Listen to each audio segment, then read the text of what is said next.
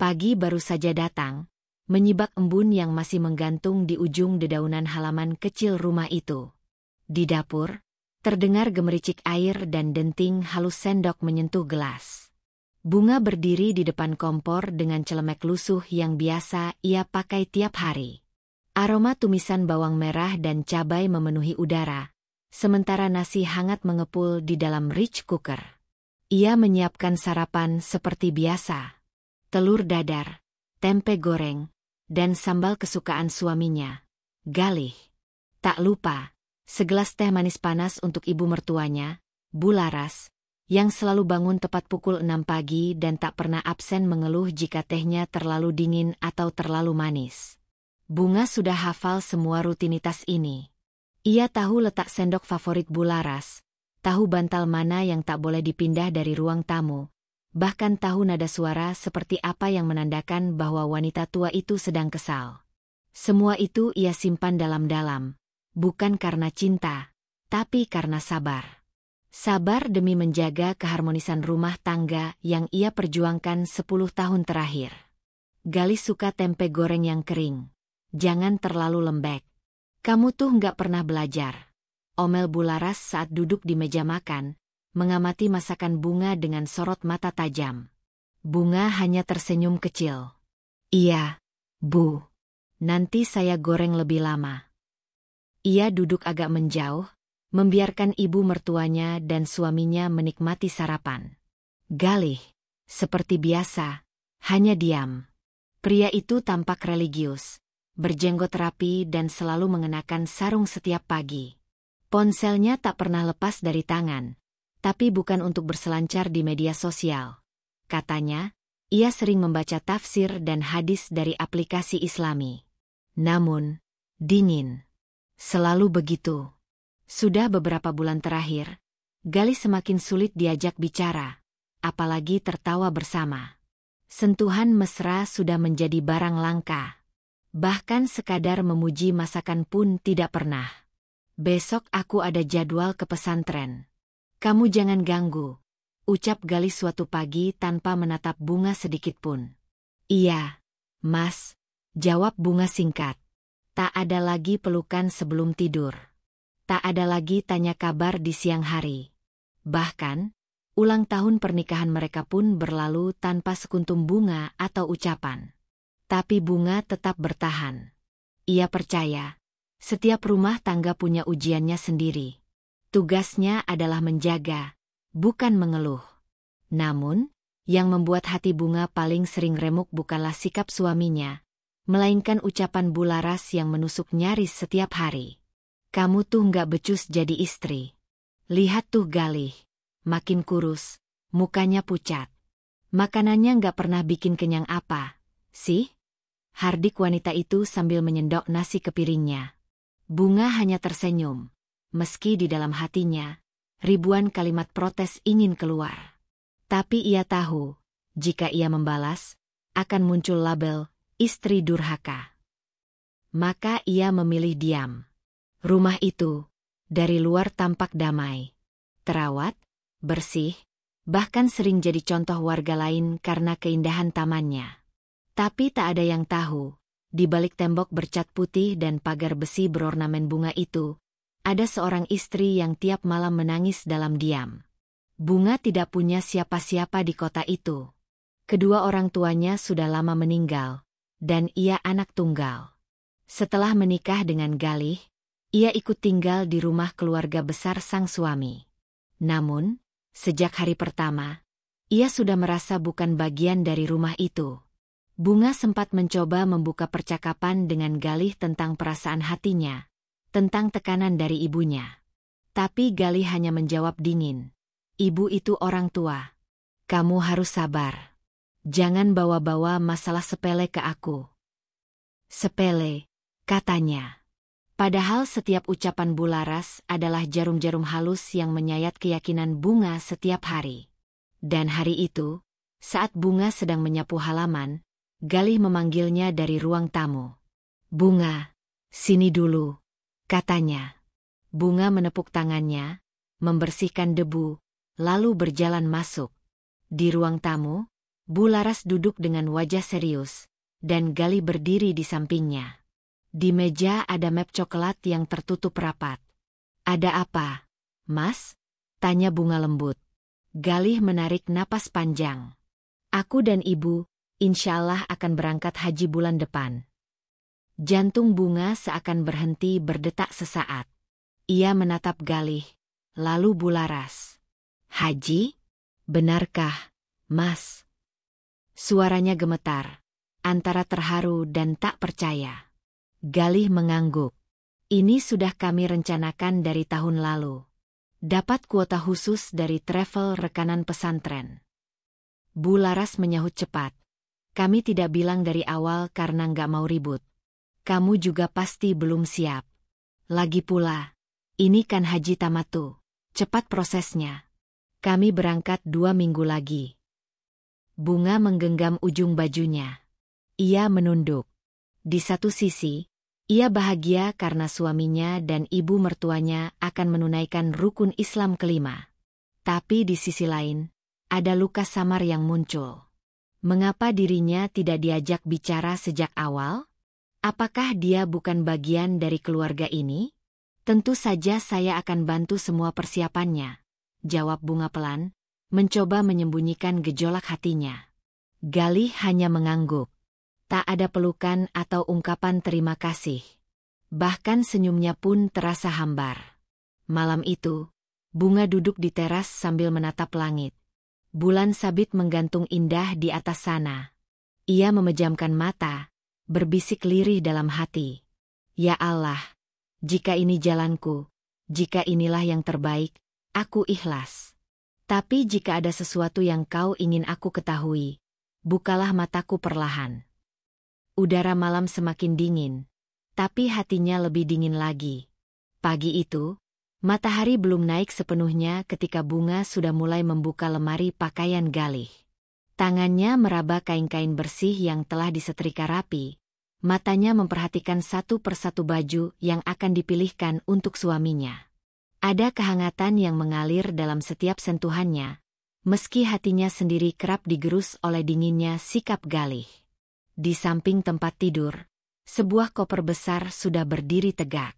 Bunga sudah mengelapnya sejak malam sebelumnya, memastikan tak ada debu sedikit pun yang menempel. Mas, ini batik putihnya mau dibawa juga? Tanyanya hati-hati, sambil melipat baju itu. Galih menoleh sekilas dari balik layar ponselnya. Bawa aja. Siapa tahu ada acara formal di sana. Jawabnya singkat. Tak ada senyum. Tak ada kalimat terima kasih. Tapi Bunga sudah terbiasa. Ia tak lagi menagih perhatian seperti dulu. Kini, ia hanya ingin memberikan yang terbaik. Berharap Galih akan menyadari pengorbanan yang selama ini ia lakukan.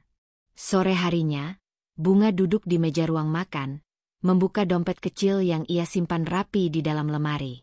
Di dalamnya, ada sepasang gelang emas pemberian almarhumah ibunya saat pernikahan dulu. Ia memandangi gelang-gelang itu lama, seolah mengucapkan salam perpisahan dalam hati. Kalau aku jual 2 ini, cukup buat tambahan biaya mereka. Ya Allah, bisiknya pelan. Beberapa hari sebelumnya, Galih sempat mengeluh tentang dana tambahan untuk biaya akomodasi selama haji.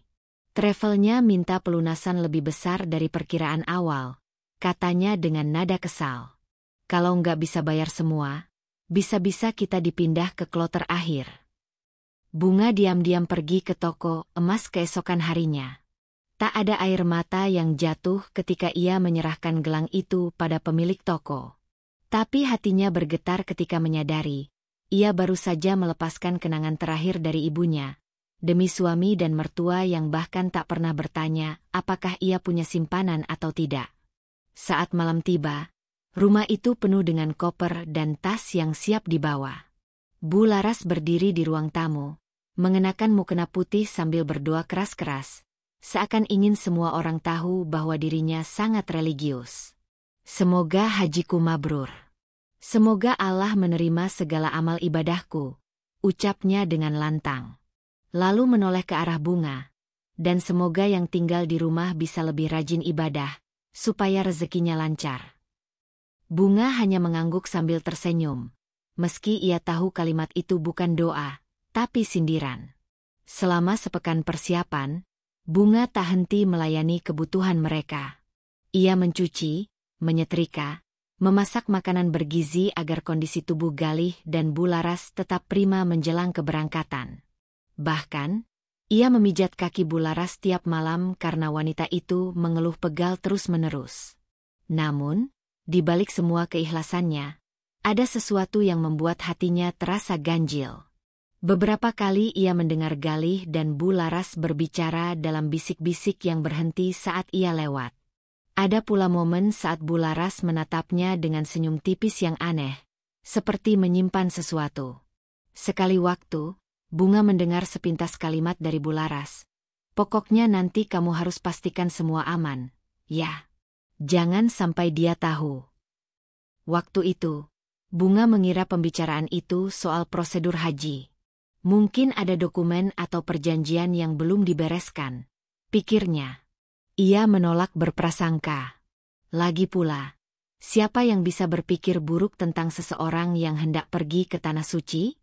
Tapi semakin mendekati hari keberangkatan, firasat Bunga semakin kuat. Di suatu malam, saat ia masuk ke kamar untuk membereskan pakaian, ia mendapati Galih tengah menatap ponselnya dengan senyum yang jarang sekali ia lihat. Bunga mendekat, namun Galih buru-buru mematikan layar dan meletakkan ponselnya terbalik di meja. "Mas lagi ngapain?" tanya Bunga, berusaha terdengar biasa saja. "Nggak apa-apa. Cuma buka info haji," jawab Galih cepat. Bunga ingin percaya. Tapi senyum yang barusan ia lihat bukan senyum ketika membaca info haji. Itu seperti senyum seseorang yang sedang jatuh cinta. Namun, ia menepis rasa curiga itu. Ia memilih untuk fokus menyiapkan keberangkatan mereka. "Ini mungkin hanya capek," bisiknya pada diri sendiri malam itu. "Mungkin aku terlalu sensitif." Tibalah hari keberangkatan. Bunga bangun lebih awal dari biasanya. Ia menyiapkan sarapan istimewa, bubur ayam buatan sendiri, teh hangat, dan buah potong. Semua ia sajikan dengan hati yang penuh harap, bahwa keberangkatan ini akan membawa perubahan besar dalam kehidupan rumah tangganya. Di depan pintu rumah, koper dan tas besar sudah berjajar rapi. Mobil travel akan menjemput mereka untuk menuju bandara. Bularas mengenakan gamis putih dengan pashmina senada. Wajahnya dihiasi riasan tipis, dan aroma parfum khasnya menyengat. Galih juga tampak rapi, mengenakan baju koko putih dan peci hitam. Tapi entah kenapa, Bunga merasa jarak di antara mereka semakin lebar. Sebelum berangkat, Bunga menghampiri Galih dan memeluknya erat. Tangannya bergetar saat menyentuh tubuh suaminya. Air mata mengalir perlahan. "Doakan aku juga, Mas. Semoga aku bisa menyusul naik haji. Doakan rumah tangga kita makin harmonis ya," katanya sambil menahan isak. Galih membalas pelukan itu sekilas, lalu menepuk punggungnya pelan. "Iya. Jaga rumah baik-baik. Jangan macam-macam." Ucapan itu lebih terdengar seperti perintah daripada pesan sayang. Lalu, Bunga beralih ke Bularas. Ia mencium tangan wanita itu dengan penuh hormat. "Ibu, hati-hati di sana. Semoga ibadahnya lancar dan kembali dalam keadaan sehat." Bularas menatapnya, lalu berkata datar, "Kamu juga hati-hati di sini. Jangan bikin masalah selama kami pergi." Mobil travel akhirnya datang. Bunga membantu mengangkat koper ke bagasi. Ia berdiri di pinggir jalan, melambaikan tangan saat mobil melaju perlahan. Air mata tak lagi bisa ditahan. Bunga menangis dalam haru dan harapan. Ia merasa melepaskan sebagian hatinya hari itu. Yang tak ia tahu, di balik senyum dan doa-doa yang ia panjatkan, ada rahasia besar yang disimpan rapi oleh orang-orang yang seharusnya menjadi sandaran hidupnya. Sudah 2 minggu sejak Galih dan Bularas berangkat menuju Tanah Suci. Setidaknya begitu yang diyakini Bunga. Rumah yang biasanya ramai dengan suara komentar tajam Bularas, atau langkah cepat Galih kini berubah senyap. Hening yang awalnya membuat hati Bunga lega, perlahan berubah menjadi sepi yang mengiris. Meski begitu, setiap malam Bunga duduk di sajadahnya dengan penuh kehusyukan. Mukena putih warisan ibunya selalu ia kenakan, walau bagian pinggirnya sudah mulai kusam. Ia mengangkat tangannya tinggi-tinggi, memanjatkan doa dengan air mata yang menetes satu persatu. Ya Allah, jaga suamiku dan ibu mertuaku. Kabulkan ibadah mereka. Lembutkan hati Galih agar bisa lebih menyayangiku. Jangan biarkan aku kehilangan mereka, bisiknya lirih. Di luar rumah, Bunga berusaha tetap tersenyum dan menjalankan peran sebagai istri dari seorang pria yang sedang menunaikan rukun Islam kelima. Ia bercerita kepada tetangga dengan bangga meski suaranya selalu bergetar di akhir kalimat. Galih alhamdulillah sudah di Arafah kemarin. Katanya capek, tapi bersyukur bisa sampai ke sana. Ucapnya pada Bu Yati, tetangga sebelah rumah. Masya Allah, Bung, suamimu itu beruntung banget. Semoga pulangnya makin sayang ya sama kamu, kata Bu Yati sambil menepuk punggungnya. Bunga hanya mengangguk, menahan rasa pahit yang tak bisa ia ceritakan. Ia ingin percaya, sungguh. Ia ingin keyakinannya bahwa Galih adalah suami yang baik dan taat tetap hidup. Apalagi, setiap beberapa hari sekali, Galih masih sempat mengirim pesan singkat berisi doa dan kabar umum. Di sini panas banget, tapi alhamdulillah lancar. Jaga diri di rumah. Bilangin Bu Yati, doanya makbul. Aku bisa ikut wukuf dengan tenang. Namun pesan-pesan itu begitu datar. Tak ada kata rindu. Tak ada, aku kangen kamu. Tapi Bunga memaklumi, mungkin Galih terlalu fokus ibadah. Ia bahkan tak pernah menanyakan keadaan Bunga atau bertanya apakah istrinya makan cukup, tidur nyenyak, atau kesepian di rumah.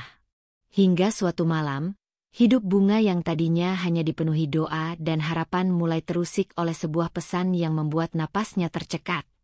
Pesan itu datang dari Rina, teman lamanya saat SMA yang sudah lama pindah dan kini tinggal di Dubai. Mereka jarang berkomunikasi, tapi masih saling menyimpan nomor. Rina, Bung, maaf kalau ini mendadak. Aku tadi lihat seseorang yang mirip banget sama Galih di Hotel Emirates Crown di Dubai Marina. Sama wanita muda dan kayaknya ibu-ibu juga. Bunga membeku. Ia membaca ulang pesan itu 2, 3, 4 kali. Tangan kirinya gemetar memegang ponsel. Ia duduk di tepi ranjang, memandangi layar dengan jantung berdegup tak karuan. Ia mencoba menjawab. Bunga. Kamu yakin itu Galih? Mungkin orang yang mirip kali. Rina. Aku ragu awalnya. Tapi aku lihat jelas. Jalan, ketawa, suaranya pun kayak Galih. Dia gandeng perempuan muda, cantik banget, kayak anak kuliahan. Dan ada ibu-ibu yang duduk di sebelah mereka. Aku nggak yakin 100%, tapi feelingku kuat banget, Bung. Bunga memejamkan mata. Ia mencoba mengatur napas. Ia tahu tak boleh langsung menuduh, tak boleh terbawa emosi. Tapi kenapa rasanya dada ini seperti diremas dari dalam? Ia membalas pesan itu dengan singkat. Bunga. Terima kasih ya, Rin. Mungkin kamu salah lihat. Tapi aku akan coba cari tahu lebih lanjut. Setelah itu, Bunga meletakkan ponsel dan berdiri. Ia berjalan ke dapur, menyibukkan diri dengan memasak air, seolah aktivitas itu bisa menenangkan pikirannya. Tapi air yang baru ia tuangkan ke dalam panci justru tumpah karena tangannya tak stabil. Benarkah? Galih di Dubai? Bukan di Mekah? Tiba-tiba, semua potongan aneh sebelum keberangkatan kembali muncul di benaknya. Bisikan Bularas, cara Galih menyembunyikan ponselnya, percakapan yang berhenti begitu ia mendekat, dan senyum tipis yang selalu terasa ganjil. Tapi, tidak mungkin. Galih adalah suaminya. Lelaki yang selama ini begitu rajin ke masjid.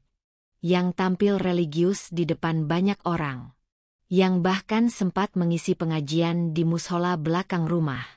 Tidak mungkin dia menipu. Bunga menggeleng keras. Nggak mungkin. Rina salah lihat. Pasti bukan Galih, katanya pada diri sendiri, mencoba menepis kecemasan yang menyerbu seperti badai. Namun malam itu, untuk pertama kalinya Bunga tak bisa tidur. Ia duduk di ruang tengah sambil menatap foto pernikahan mereka yang tergantung di dinding. Matanya tak lepas dari senyum Galih di foto itu. Apakah senyum itu pernah tulus? Paginya, ia kembali mencoba menjalani hari seperti biasa. Ia menyiram tanaman di depan rumah, menyiapkan sarapan meski tak ada yang akan memakannya. Ia mengisi waktu dengan menjahit baju-baju lamanya, mencoba tetap sibuk. Namun, di sela kesibukannya, pikirannya terus melayang ke pesan dari Rina. Bunga akhirnya memberanikan diri mengirim pesan pada Galih, mencoba mencari kejelasan tanpa langsung menyudutkan. Bunga, Mas, di sana gimana kabarnya? Aku tadi lihat berita ada jemaah haji transit di Dubai. Mas transit juga ke sana. Pesan itu dibaca, tapi tak dibalas. Selama 2 jam, tak ada balasan. Jantung Bunga terus berdetak keras. Ia mencoba berpikir positif. Lalu, akhirnya pesan masuk. Galih. Transit bentar doang. Terus lanjut. Ngapain nanya gitu? Hanya itu. Bunga menatap layar ponsel dengan napas tertahan. Jawaban yang tak menjawab apa-apa.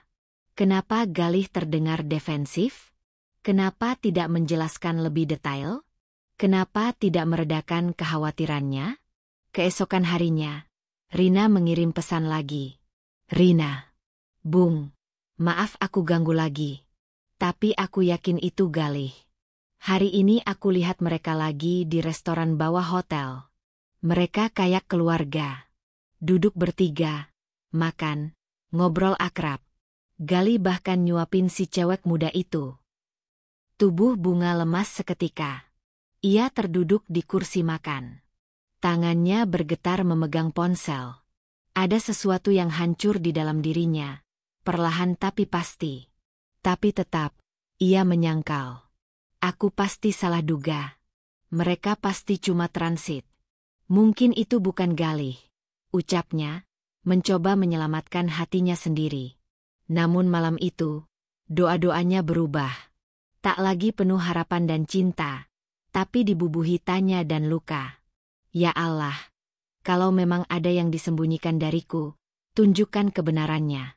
Tapi jika aku hanya salah sangka, kuatkan aku untuk tidak merusak kepercayaan pada suamiku sendiri. Air matanya jatuh membasahi sajadah. Seperti tetes-tetes kebenaran yang pelan-pelan akan mengikis semua kepercayaan yang ia bangun bertahun-tahun lamanya. Pagi itu, udara masih basah oleh embun ketika notifikasi dari ponsel Bunga kembali berbunyi. Matanya yang sembab karena begadang semalam langsung terbuka. Ia meraih ponsel dengan tangan gemetar. Pesan dari Rina masuk lagi. Rina. Bung. Aku benar-benar minta maaf harus kirim ini. Tapi kamu harus lihat sendiri. Aku sempat ambil beberapa foto diam-diam kemarin. Aku nggak enak hati ngelihat kamu terus-menerus berdoa untuk orang yang sedang menipu kamu. Bunga membuka lampiran yang dikirim Rina. Tangan kanannya refleks menutup mulut, mencoba menahan teriakan yang nyaris keluar dari tenggorokannya. Dalam foto itu, tampak dengan jelas Galih sedang duduk di sebuah restoran hotel mewah. Di sampingnya, Bularas mengenakan gaun panjang warna emas, tampak anggun, tertawa kecil sambil memotret makanan. Dan di sisi kanan Galih, seorang wanita muda berambut panjang, bermata besar, mengenakan gaun tanpa lengan berwarna merah marun. Senyumnya lebar, tangannya menggandeng erat lengan Galih. Tak bisa disangkal lagi. Itu memang mereka. Bunga memandangi foto itu lama sekali. Jantungnya seperti diremas. Napasnya tercekat. Wajah Galih, yang selama ini begitu ia percaya, begitu ia doakan dalam sujud panjangnya setiap malam, ternyata bukan sedang mencium Hajar Aswad, bukan pula berdiri di bawah terik Arafah. Ia sedang bersantai di Dubai bersama wanita lain. Ya Allah, desis Bunga lirih, sebelum akhirnya tubuhnya lemas bersandar ke kursi. Air mata jatuh tanpa bisa dibendung.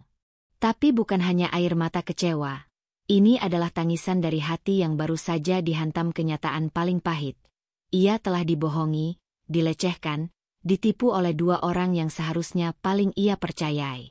Bunga tak langsung mengonfrontasi siapapun. Ia diam. Ia butuh waktu.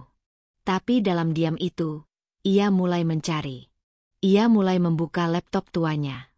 Menelusuri situs biro perjalanan haji dan umrah yang katanya dipakai Galih. Ia buka email satu persatu, mencari kode booking, invoice, atau bukti keberangkatan. Tapi tak ada. Ia lalu menghubungi biro perjalanan tempat Galih dan Bu Laras mendaftarkan diri. Setidaknya itu yang ia tahu dari brosur yang pernah ditinggalkan Galih di atas meja. Maaf, Mbak, kami tidak menemukan nama Galih Wicaksono atau Larasati dalam daftar keberangkatan haji tahun ini, ujar suara perempuan di ujung telepon. Tidak ada? Sama sekali tidak, tanya Bunga, mencoba meyakinkan. Tidak ada, Bu. Kami sudah cek database keberangkatan dan manifest. Apakah mereka mungkin berangkat melalui biro lain? Tidak. Saya rasa hanya itu, jawab Bunga pelan, seolah berbicara pada dirinya sendiri. Telepon ditutup. Tapi dada Bunga semakin sesak. Segala keyakinan yang ia pegang selama ini mulai runtuh. Satu demi satu. Ia mulai mengingat bagaimana Galih bersikeras ingin naik haji tahun ini, bagaimana Bu Laras mendesaknya untuk menjual sebagian perhiasan, bagaimana mereka menolak Bunga untuk ikut. Semua mulai masuk akal.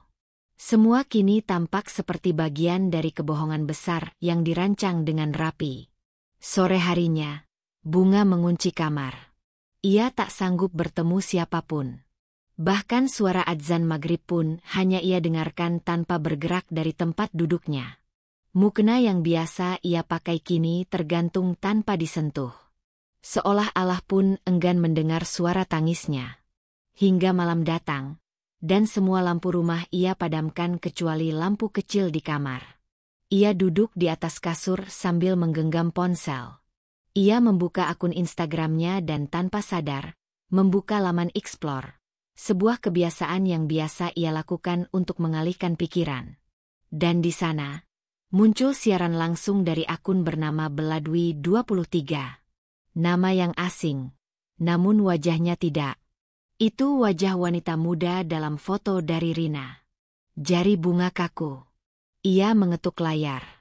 Siaran langsung pun terbuka. Di balik layar, terpampang pemandangan yang mengiris. Sebuah ballroom hotel mewah yang dihias dengan mawar putih dan emas. Kamera mengarah pada wanita cantik itu, Bella, begitu namanya tertera, yang mengenakan gaun pengantin putih panjang menjuntai ke lantai. Bella tertawa manja sambil menata rambutnya. Dan tak lama kemudian, kamera bergeser. Tampak seorang pria mendekatinya dengan senyum lebar. Jas hitam, dasi perak, dan wajah yang tak asing. Mas Galih. Suara Bunga tercekat. Ia menutup mulutnya sendiri sambil gemetar. Galih berdiri di samping Bella, menggenggam tangannya. Para tamu yang hadir bersorak kecil.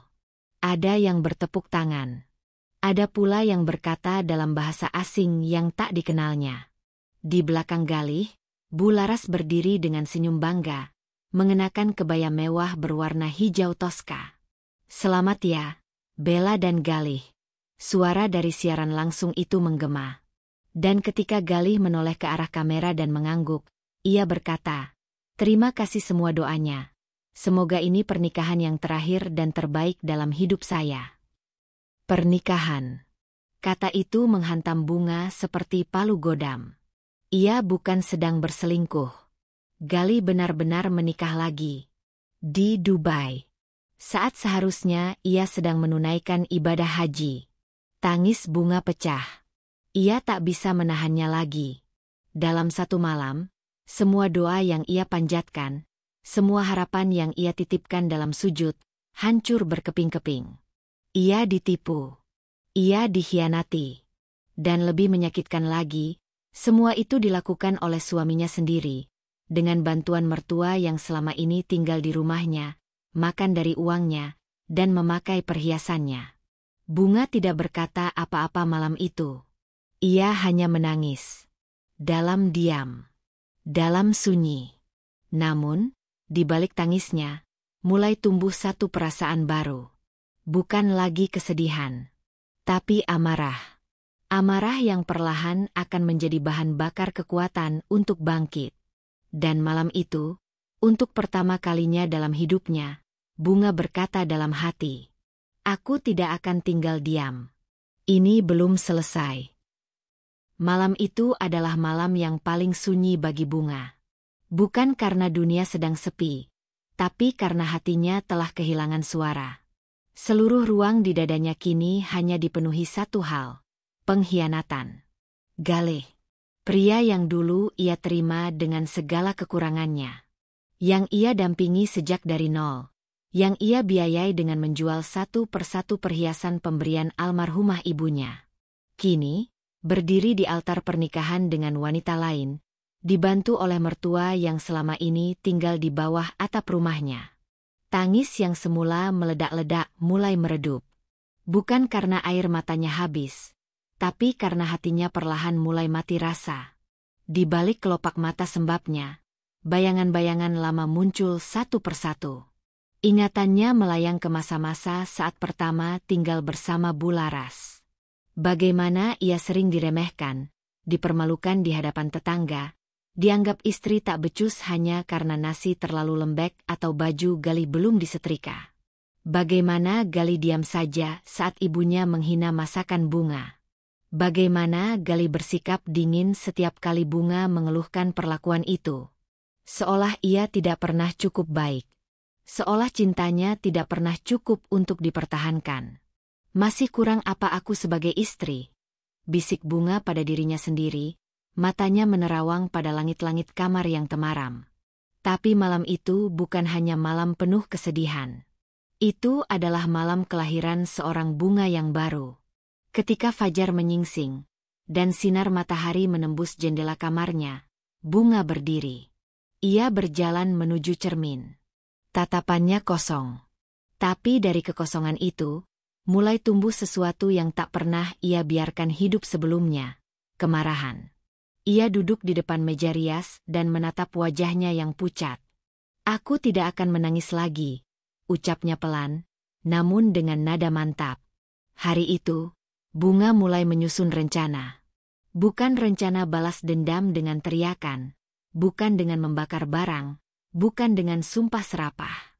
Tapi sesuatu yang lebih dalam, lebih tenang, lebih menghantam, pengabaian dan kesuksesan.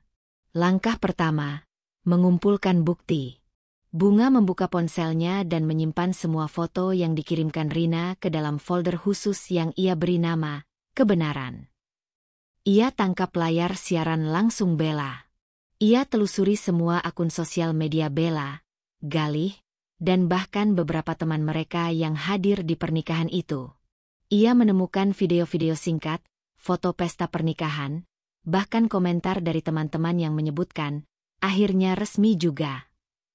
Itu cukup sebagai bukti bahwa Galih telah menikah lagi tanpa izin, tanpa perceraian, dan tanpa sepatah kata pun jujur padanya. Langkah kedua, mencatat aset. Bunga membuka laci tempat ia menyimpan berkas-berkas penting. Sertifikat rumah, STNK mobil, fotokopi surat pembelian perhiasan yang dulu digadaikan. Ia mulai mencatat. Rumah ini atas nama siapa? Mobil ini dibeli dengan uang siapa? Usaha kecil yang pernah ia bantu kembangkan, apakah ada di atas namanya? Dan ia tahu satu hal penting. Selama ini semua aset dibeli atas namanya. Karena Galih tidak pernah peduli. Karena semua yang digunakan adalah uang dari hasil simpanan Bunga dan warisan orang tuanya. Ia menarik napas panjang. Untuk pertama kalinya sejak menikah, Ia merasa memiliki kendali. Langkah ketiga, menutup pintu hati. Malamnya, saat sunyi kembali menyelimuti rumah, Bunga kembali menatap cermin. Tapi kali ini bukan untuk menangisi nasib. Ia membuka lemari, mengambil mukena, dan menunaikan salat tahajud dengan tenang. Air matanya masih jatuh, tapi tak lagi karena sedih. Melainkan karena ada luka yang tak terobati, dan ia ingin Allah menyaksikan bahwa ia memilih jalan yang bermartabat. Ya Allah, bisiknya dalam sujud panjang. Bukan harta mereka yang ingin aku ambil, bukan pula balas dendam yang menyakitkan. Tapi izinkan aku berdiri kembali, dengan kepala tegak, di hadapan mereka yang merendahkanku. Esok harinya, Bunga bangun pagi, mengenakan gamis sederhana tapi rapi. Ia membersihkan rumah, menyapu halaman, dan memasak seperti biasa. Tapi dalam setiap geraknya, ada ketegasan baru. Beberapa tetangga mampir, menanyakan kabar Galih dan Bularas. Bunga hanya tersenyum. Mas Galih sehat. Doakan saja lancar di sana, jawabnya ringan. Ia belum ingin membuka aib keluarga. Belum sekarang. Ia masih menahan diri. Belum waktunya. Namun satu hal yang ia lakukan adalah menghubungi Rina. Rin, katanya melalui panggilan suara. Kamu tahu hotel tempat mereka menikah? Iya. Aku bisa kasih alamat lengkapnya. Dan bisa bantu aku cari tahu identitas Bella itu siapa? Rina sempat diam. Kamu yakin mau terusin ini, Bung? Aku tidak akan mencakar wajahnya. Tapi aku ingin tahu, siapa sebenarnya yang tega menghancurkan rumah tangga orang lain, dan ikut berpura-pura seolah mereka pasangan paling bahagia. Aku bantu, ujar Rina akhirnya. Tapi Bung, kamu kuat ya? Aku harus kuat. Karena ini bukan tentang cinta lagi. Ini tentang harga diriku yang diinjak-injak. Setelah itu, Bunga mulai menata ulang hidupnya. Ia membuka kembali usaha jahitan kecil yang dulu sempat ia tinggalkan karena sibuk mengurus rumah. Ia menulis ulang strategi bisnis. Ia bahkan mulai belajar tentang pemasaran online dari video-video YouTube. Setiap malam, ia belajar. Setiap siang, ia menjahit. Setiap kali teringat Galih, ia mengepalkan tangan dan mengulang dalam hati. Kalian akan melihat. Suatu hari nanti, kalian akan lihat siapa yang sebenarnya layak dihargai. Dan pada hari ketujuh sejak kebenaran terungkap, Bunga berdiri di teras rumah, memandangi langit biru dengan napas lega. Ia bukan lagi Bunga yang dulu, yang diam, lembut, dan selalu mengalah. Kini ia adalah Bunga yang tahu bahwa luka bisa jadi bahan bakar. Bahwa air mata bisa menghidupkan kekuatan tersembunyi. Bahwa ketika seseorang sudah kehilangan segalanya, ia tak lagi punya ketakutan. Yang tersisa hanya keberanian. Dan Bunga bersiap untuk langkah besar berikutnya. Bukan untuk memohon kembali, tapi untuk meninggalkan dengan kepala tegak. Udara pagi menyapa lembut lewat jendela rumah kecil di sudut kota itu. Tapi di balik ketenangan yang terlukis dari luar, ada seorang perempuan yang hatinya sedang bergolak, tidak lagi oleh luka, melainkan oleh semangat untuk bangkit. Bunga kini menjalani hari-harinya dengan tujuan baru. Setiap langkah yang ia ambil bukan lagi demi menyenangkan orang lain, apalagi demi cinta yang sudah mengkhianatinya, tapi demi dirinya sendiri. Usaha kecil warisan almarhum ayahnya, yang dulunya hanya berupa produksi jamu dan minyak herbal rumahan, ia sentuh kembali. Tumpukan botol kaca dan tanaman kering yang dulu tersimpan dalam gudang berdebu, kini mulai ia kemas ulang dalam desain yang elegan dan profesional. Ia menyusun ulang branding, membuat logo, memberi nama yang baru. Bunga Rasa. Merek yang ia pilih bukan hanya karena namanya sendiri, tapi karena makna yang terkandung di dalamnya. Rasa sakit, rasa kuat, rasa bangkit. Di sela-sela kesibukannya mengurus produksi, Bunga juga memanfaatkan internet. Ia mengikuti kelas daring tentang pemasaran digital, cara menjual produk lewat media sosial, dan mempelajari seluk-beluk ekspor barang ringan. Tak jarang ia begadang semalaman untuk memahami cara kerja marketplace luar negeri, dari Amazon, Etsy, hingga sistem reseller. Tak lama, Rina kembali datang menawarkan bantuan. "Bung, aku punya kenalan yang kerja di butik di Dubai. Mereka sedang cari supplier kemasan alami untuk body oil. Produkmu bisa cocok banget." Bunga sempat ragu, tapi keberanian yang sudah tumbuh dalam dirinya tak lagi bisa ditolak. Ia menyiapkan sampel, mendesain ulang label, dan membuat katalog mini dalam bahasa Inggris. Hasilnya? 1 bulan kemudian, ia mendapat kontrak pertama pengiriman dalam jumlah kecil ke butik itu. Dari sanalah semuanya mulai berubah. Nama Bunga Rasa mulai dibicarakan di kalangan pecinta herbal dan produk alami, terutama para ekspatriat Asia di Timur Tengah. Rina pun membantu mengenalkan produk bunga kepada teman-temannya yang bekerja di klinik holistik dan spa di Dubai. Tak berhenti di situ, Bunga juga mengembangkan sisi lain dari warisan ibunya, keterampilan menjahit dan merancang busana modest fashion. Gaun-gaun sederhana dengan sentuhan etnik yang dulu hanya ia pakai sendiri, kini mulai dilirik banyak pelanggan daring. Pelan tapi pasti, Bunga Rasa berkembang menjadi 2 lini usaha, produk herbal dan fashion lokal. Pujian, testimoni, dan pesanan datang silih berganti. Dan di tengah kesibukan itu, Bunga tidak lupa satu hal, menjaga diam. Ia tidak pernah sekalipun membalas pesan dari Galih. Tidak juga dari Bularas, meski nomor mereka masih tetap aktif. Ia tahu, cepat atau lambat mereka akan pulang, dan saat itu datang, ia sudah tidak akan berada di titik yang sama. Saat itu, Galih tidak tahu bahwa perempuan yang dulu ia remehkan, kini duduk berdampingan dengan para pemilik usaha luar negeri. Ia tidak tahu bahwa Bunga kini punya rekening bisnis dalam mata uang asing. Bahwa rumah yang dulunya ia tinggalkan penuh amarah, sekarang telah direnovasi dan bahkan menjadi tempat produksi kecil-kecilan yang memberdayakan ibu-ibu sekitar rumah. Suatu malam, Bunga membuka email dan menemukan undangan dari komunitas internasional pengusaha perempuan yang berbasis di Dubai. Bersama Rina dan beberapa koneksi barunya, nama Bunga diusulkan sebagai salah satu peserta bazar internasional tahunan yang mempertemukan berbagai pelaku UMKM dunia. Bazar itu bukan bazar biasa. Ini adalah ajang promosi bergengsi yang akan dihadiri oleh diplomat, investor, dan bahkan tokoh publik dari Timur Tengah dan Asia. Awalnya, Bunga terdiam membaca isi undangan itu. Matanya menatap lekat-lekat huruf demi huruf seolah tak percaya. Namanya tertera jelas, lengkap dengan deskripsi singkat. Local businesswoman from Indonesia, founder of Bunga Rasa Herbal Fashion. Dia terdiam lama. Tangan kirinya menggenggam dadanya sendiri, seolah ingin memastikan bahwa ini bukan mimpi. Bahwa perempuan yang dulu hanya menangis di pojokan kamar, kini benar-benar akan melangkah ke sebuah panggung yang besar. Namun, undangan itu juga datang dengan satu kenyataan pahit. Dubai adalah tempat di mana Galih dan Bella tinggal. Apakah ia siap untuk ke sana? Apakah ia siap untuk berjalan di kota yang kini menjadi rumah wanita yang menghancurkan rumah tangganya? Tapi disinilah tekadnya diuji.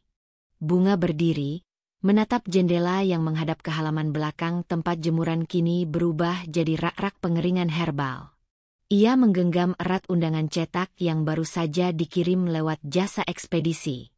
Aku ke sana bukan untuk mereka, tapi untuk diriku sendiri. Untuk membuktikan bahwa aku tidak hanya bangkit, aku bersinar. Dan hari itu, Bunga mengirim balasan resmi. Ia menerima undangan ke Dubai. Ia mulai menyiapkan segalanya. Visa, paspor, desain booth, brosur, katalog. Ia bahkan menyiapkan baju khusus yang ia rancang sendiri untuk dikenakan di hari pembukaan acara. Gaun panjang dengan bahan katun lembut, dihiasi bordir tangan dan sentuhan tenun Nusantara. Simbol dari identitas dan perjuangannya sebagai perempuan Indonesia yang tak menyerah pada luka. Hari keberangkatan pun semakin dekat.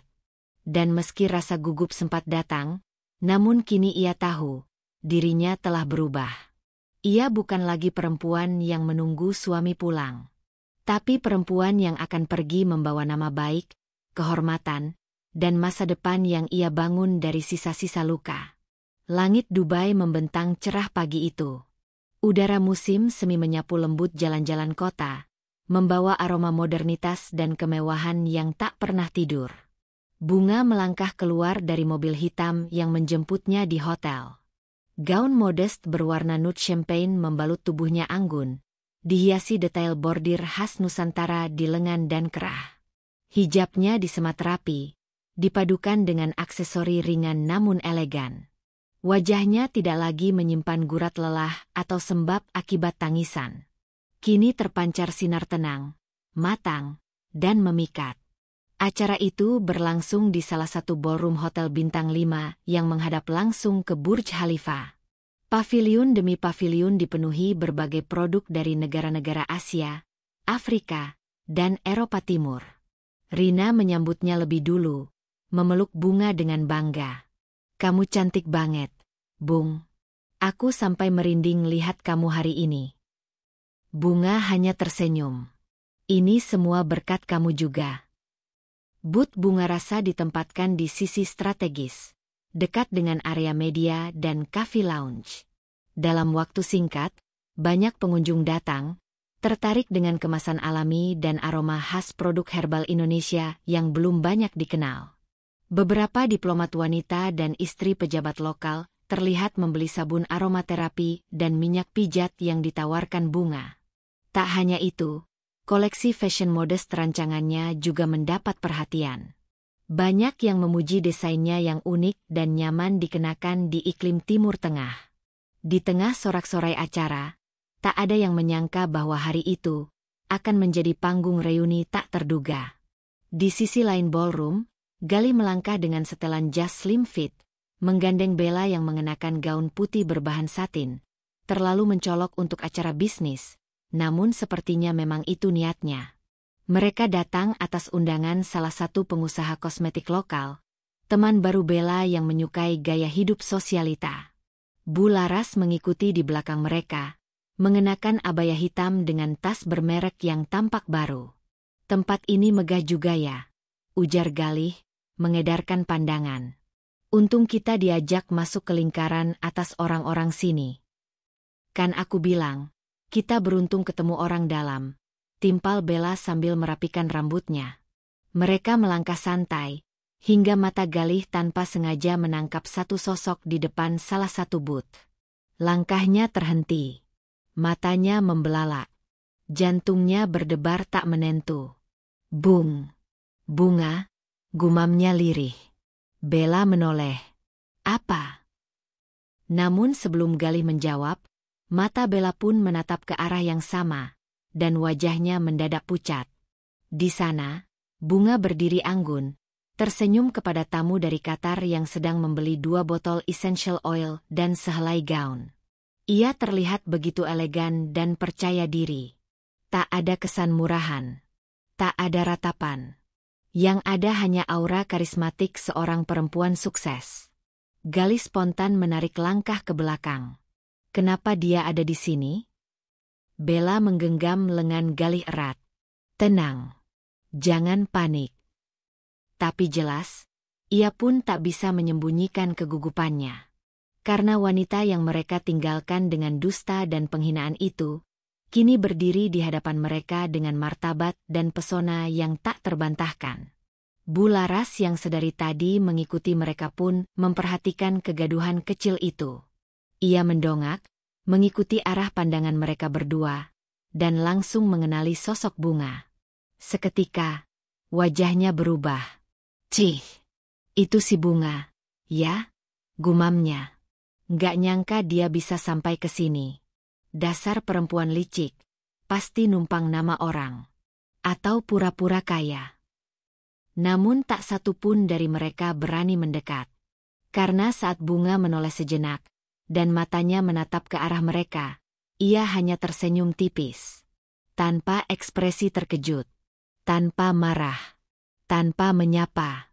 Seolah mereka bukan siapa-siapa. Galih langsung menunduk. Bella meremas clutch-nya gugup. Bularas mendengus kesal namun tak mampu berkata apa-apa.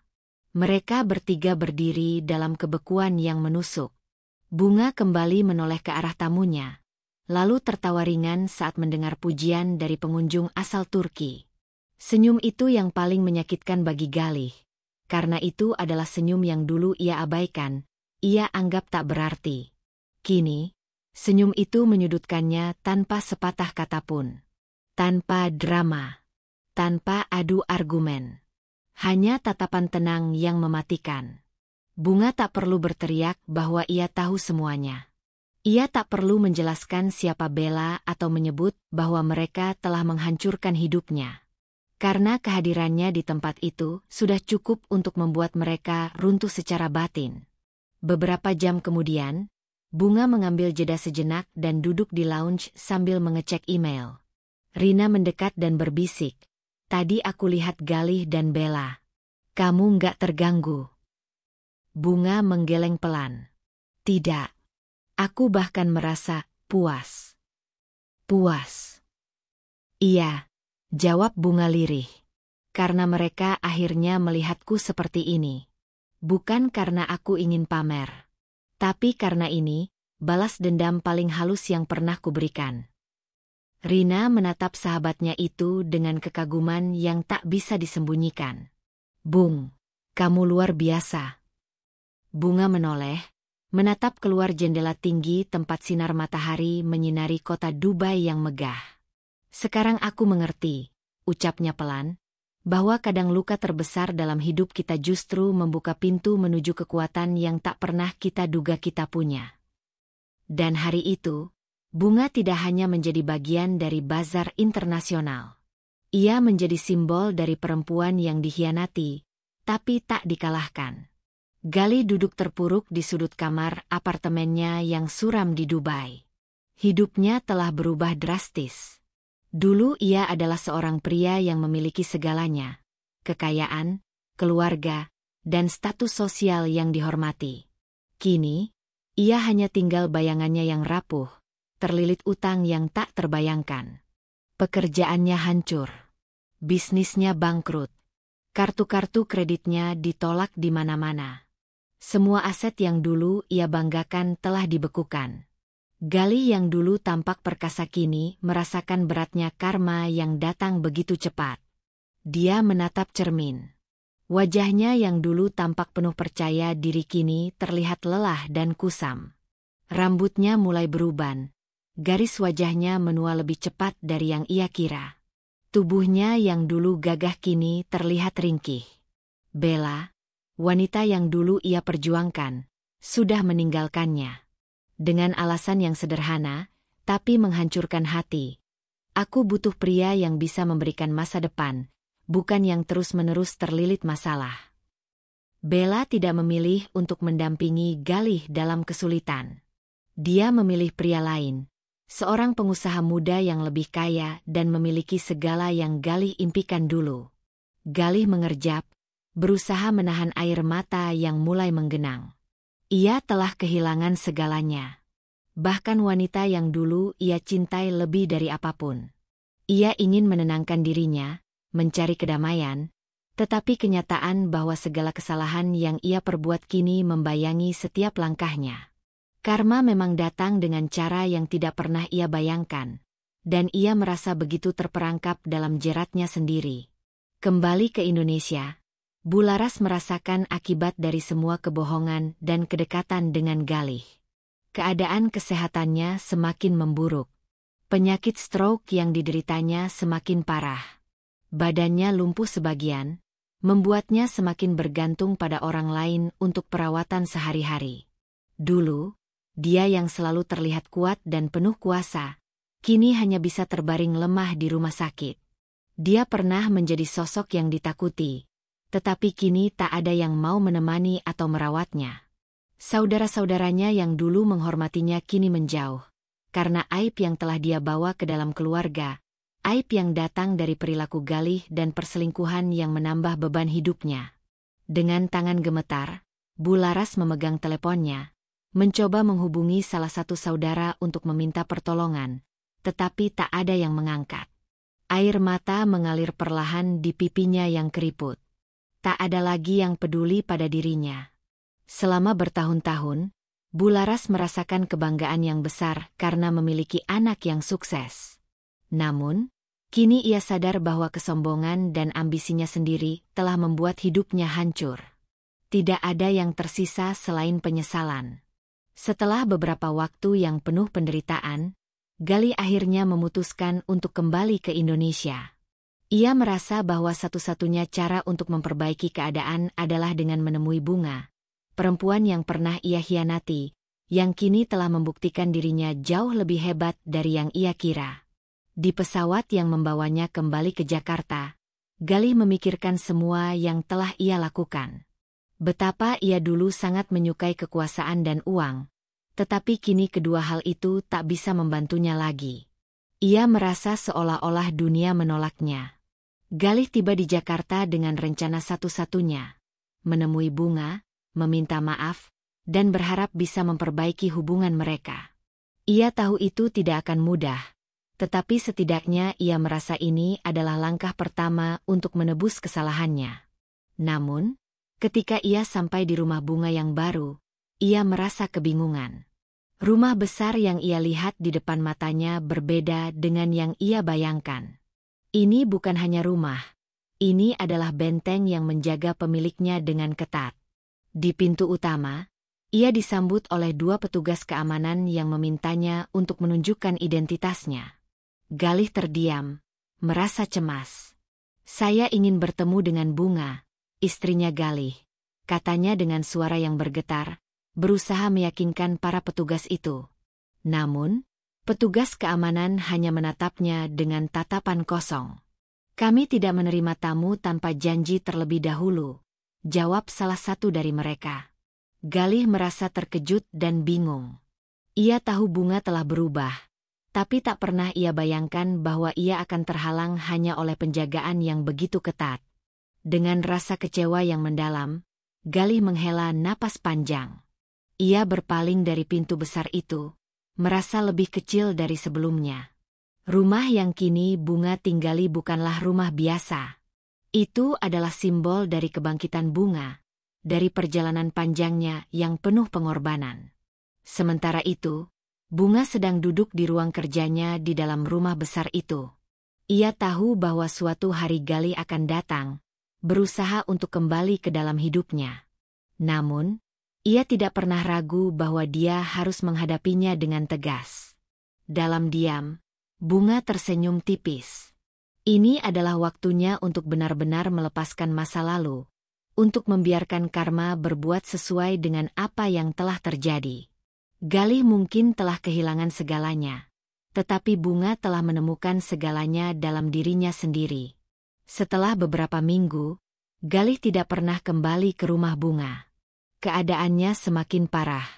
Semua upayanya untuk bangkit dari keterpurukannya sia-sia. Utang menumpuk, dan reputasinya yang hancur tak mungkin diperbaiki. Namun, di dalam keputusasaan,nya, ia mulai sadar bahwa karma telah datang dengan cara yang tidak bisa ia hindari. Bunga, di sisi lain, terus melangkah maju. Ia membangun lebih banyak usaha dan koneksi, memperluas jangkauan bisnisnya, dan membuat jejak yang tak terhapuskan. Dia tahu bahwa ini bukan tentang balas dendam semata, tetapi tentang membuktikan kepada dunia, terutama pada dirinya sendiri, bahwa ia lebih kuat dari yang mereka kira. Karma itu nyata. Dan kini, Galih harus menerima kenyataan itu. Kehidupan seringkali membawa kita ke persimpangan jalan yang sulit. Kita seringkali harus memilih antara tetap bertahan dalam situasi yang tidak sehat atau berani melepaskan sesuatu yang telah kita anggap sebagai bagian dari hidup kita. Seperti yang ditunjukkan dalam perjalanan Bunga, kekuatan sejati bukan hanya terletak pada bagaimana kita menghadapi kesulitan, tetapi juga pada kemampuan kita untuk melepaskan dan membangun kembali diri kita dengan lebih kuat dan lebih bijaksana. Ketika hidup terasa penuh dengan pengkhianatan dan kekecewaan, ingatlah bahwa kebahagiaan sejati datang dari dalam diri kita sendiri. Tidak ada yang bisa menghapuskan kemampuan kita untuk bangkit dan memilih jalan yang lebih baik. Jangan biarkan masa lalu menahan langkahmu, karena setiap hari adalah kesempatan baru untuk menjadi versi terbaik dari dirimu. Selalu ingat bahwa kebebasan bukan hanya soal fisik, tetapi juga soal jiwa. Ketika kita memaafkan, kita memberi ruang untuk penyembuhan, bukan hanya untuk orang lain, tetapi juga untuk diri kita sendiri. Semoga perjalanan bunga menginspirasi kita semua untuk terus kuat, tegar, dan selalu berani mengambil langkah besar menuju kehidupan yang lebih baik. Jangan takut untuk mengejar kebahagiaanmu, bahkan jika itu berarti meninggalkan masa lalu yang menyakitkan.